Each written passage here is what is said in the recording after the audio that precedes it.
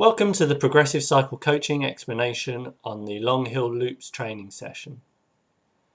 By the end of this session, you would have trained your sub and threshold power, also most probably your descending skills, and this would have the benefit of increasing your climbing ability and to maintain a threshold effort at a low cadence over a longer period of time.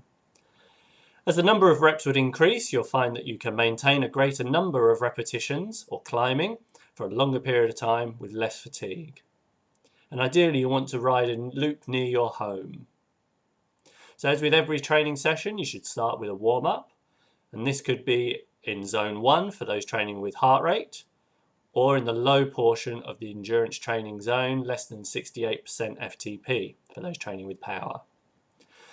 Try and select a 20-minute loop for this training session, where you'll be climbing for around about 10 minutes of the session, and then you would be descending for the other 10 minutes, or 5 minutes descending, 5 minutes along a flat portion, heading back towards the base of the hill. If you're doing this on a turbo, you can simply increase the amount of resistance on the turbo to mimic a 10-minute climb, and then 5 minutes descending, 5 minutes riding along the flat to effectively the start of the hill again. When you're climbing the hill, ideally about 10 minutes long, you want to be in the tempo wattage zone at about 76 to 90% FTP, or in zone 3 of your heart rate training zone.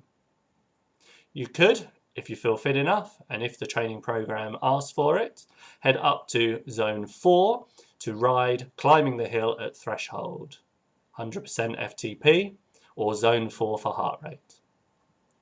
Then after you've climbed, you should then head downhill, trying to maintain, let's say, zone 2 for heart rate, or the endurance training zone for watts. Then head along the flat, again at maintaining zone 2 or the endurance training zone, and then you head up the hill.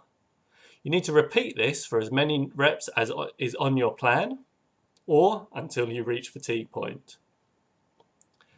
Then after you've completed the correct number of reps, continue your training session at zone 1 or zone 2 for heart rate, or the endurance training zone for watts.